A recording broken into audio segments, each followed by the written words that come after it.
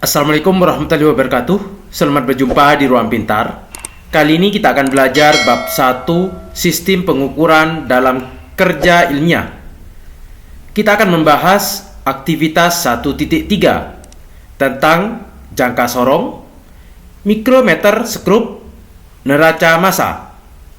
Materi ini sesuai dengan buku paket pada kurikulum Merdeka halaman 10-19 untuk siswa kelas 10 SMA.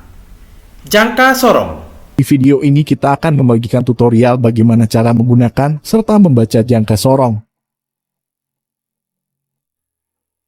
Jangka sorong sendiri merupakan alat ukur yang banyak digunakan pada mechanical engineering. Alat ini memang mirip seperti penggaris. Namun akurasi pengukurannya sangat tinggi. Hal itu disebabkan karena jangka sorong mampu mengukur benda dengan ketelitian 0,02 mm. Dalam dunia teknis, jangka sorong memang bukan yang paling akurat, karena masih ada mikrometer yang tingkat ketelitiannya mencapai 0,01 mm. Namun, jangka sorong bisa digunakan untuk mengukur 3 jenis pengukuran sekaligus. Alat ini bisa mengukur ketebalan atau diameter luar. Jangka sorong juga bisa mengukur lebar celah atau diameter dalam. Dan alat ini juga bisa mengukur kedalaman suatu celah. Jadi, hanya dengan satu alat ini kita bisa mengukur lebih banyak benda kerja. Untuk bagaimana cara penggunaannya, sebenarnya cukup mudah. Jika Anda akan mengukur ketebalan atau diameter luar, jepitkan rahang besar ini ke komponen yang akan diukur. Pastikan posisi benda tidak miring sehingga pengukuran akurat. Setelah itu, putar kuncian agar rahang ini tidak geser-geser. Ini akan mempermudah kita saat akan melakukan pembacaan hasil karena kita bisa meletakkan benda yang diukur tanpa menggeser rahang ini. Setelah itu, mari kita baca hasil pengukurannya. Untuk membaca jangka sorong, kita harus memahami arti dari garis-garis ini. Skala yang ada pada badan jangka sorong disebut skala utama. Skala ini punya nilai 1 mm per garis. Jadi ini mirip seperti penggaris biasa. Skala ini akan memberitahu kita hasil pengukuran kasarnya. Contohnya seperti pengukuran tadi. Kita paskan angka 0 pada skala geser dengan garis terakhir pada skala utama. Nah, garis terakhir ini akan menentukan pengukuran kasarnya. Jadi hasilnya 33 mm.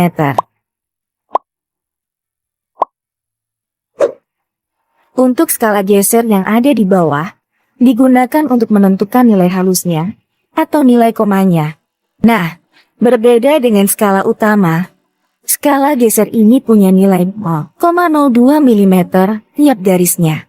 Untuk mencari nilainya, dibutuhkan sedikit ketelitian. Pasalnya, kita harus mencari garis yang menyambung antara skala utama dan skala geser. Garis ini akan menunjukkan berapa nilai komanya.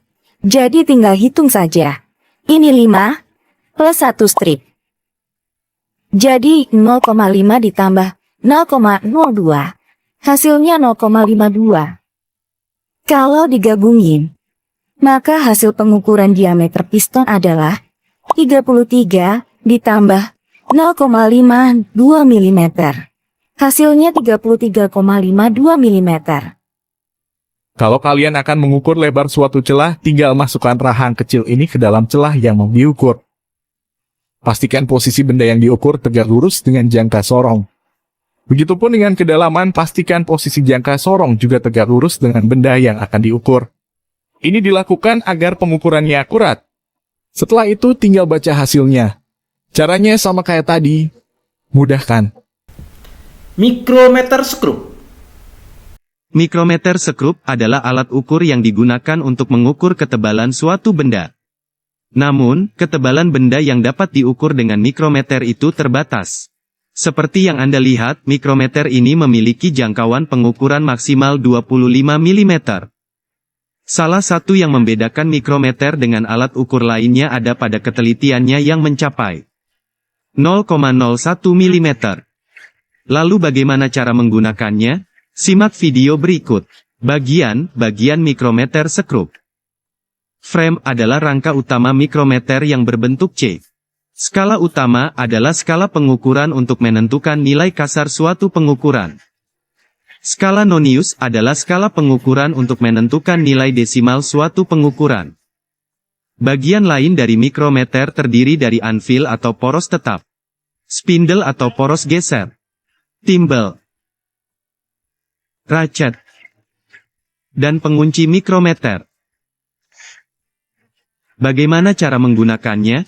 Sebelum mikrometer dipakai, Anda harus melakukan kalibrasi. Kalibrasi adalah cara untuk mengkondisikan skala utama agar sinkron dengan skala Nonius. Caranya, putar ratchet hingga spindle menyentuh anvil. Lalu pastikan garis horizontal pada skala utama lurus dengan garis 0 pada skala Nonius.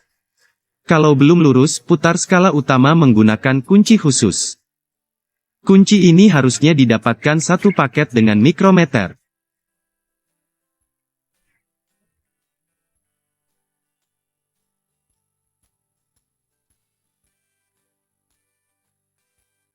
Apabila garisnya sudah lurus, Anda bisa gunakan mikrometer untuk mengukur.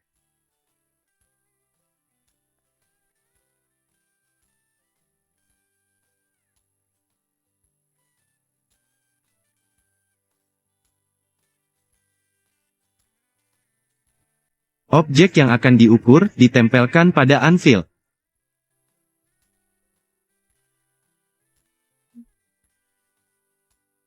Lalu putar ratchet hingga spindle bergeser menjepit objek yang akan diukur. Saat spindle sudah menyentuh objek yang akan diukur, maka ratchet akan berbunyi saat diputar. Setelah itu, putar kunci mikrometer untuk menjaga spindle tidak berubah posisi. Langkah berikutnya baca hasil pengukuran. Untuk membaca hasil pengukuran mikrometer, pertama cari dulu nilai kasar pengukuran. Nilai kasar ini bisa Anda dapatkan dengan melihat garis terakhir skala utama yang dilewati timbel. Pada skala utama, ada dua buah garis yakni garis atas dan garis bawah.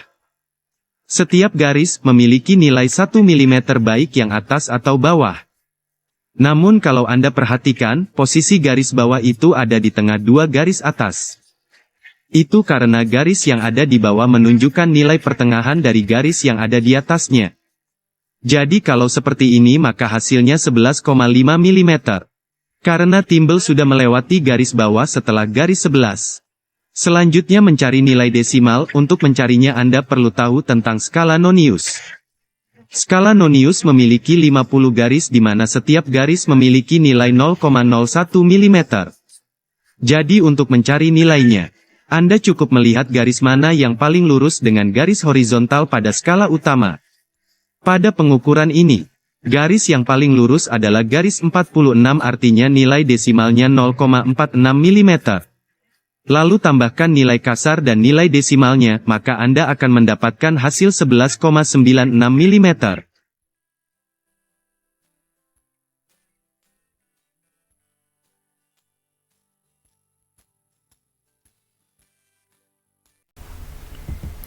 Neraca massa. Kita akan belajar membaca neraca Ohaus 4 lengan.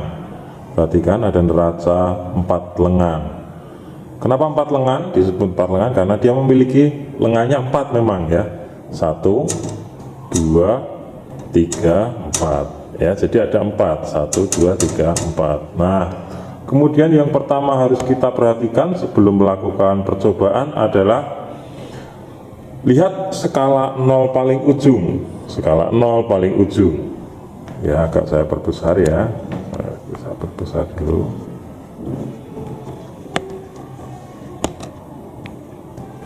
Nah, ini. Perhatikan sini. Di sini ada panahnya. Ini ada panah ya. Nah, ini ada panah. Panah ini kalau neraca dalam keadaan seimbang berarti dia berada di skala 0 ini. Nah, ini menunjukkan kalau dia di sini segaris berarti dia seimbang. Perhatikan di sini. Nah, timbangan ini sudah segaris atau belum? Belum, berarti kita perlu atur. Bagian mana yang kita gunakan untuk mengatur? Nah, perhatikan sini. Nah, bagian yang digunakan untuk mengatur adalah bagian ini. Ini bisa diputar-putar. Ya, dengan cara ya diputar kemudian dilihat sebelah kanannya sudah segaris atau belum. Ya, kita coba atur dulu. Gini ya.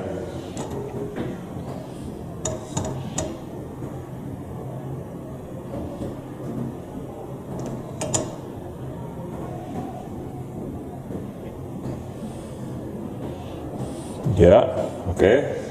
Sudah pas ya, teman-teman. Nah, kemudian benda yang mau kita timbang, kita naruhnya di sini. Nah, begitu. Kita taruhnya di sini. Oke, saya perbesar dulu gambarnya. Nah, begini. Yang pertama kita lakukan adalah menggeser lengan yang terbesar dulu. Di sini ada 0, 100, 200. Kita geser yang terbesar dulu.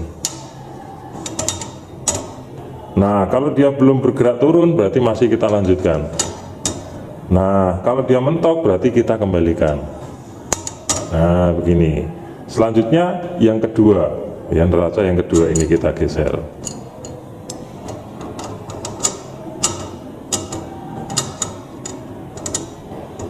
Mentok berarti kita balik. Selanjutnya yang ketiga. Nah, selanjutnya yang terakhir ini.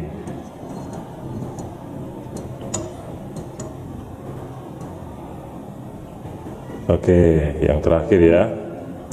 Jangan sampai gerak-gerak yang mau ditimbang. Nah, dilihat skala yang tadi 0 tadi.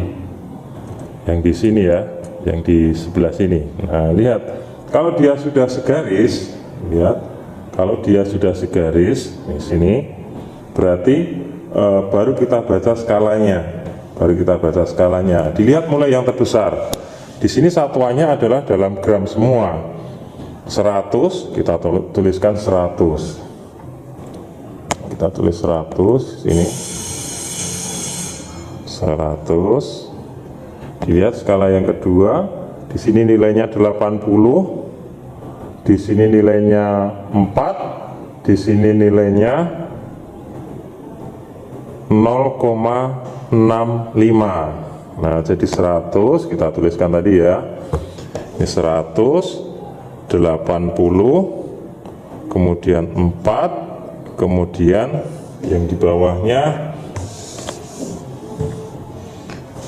0,65.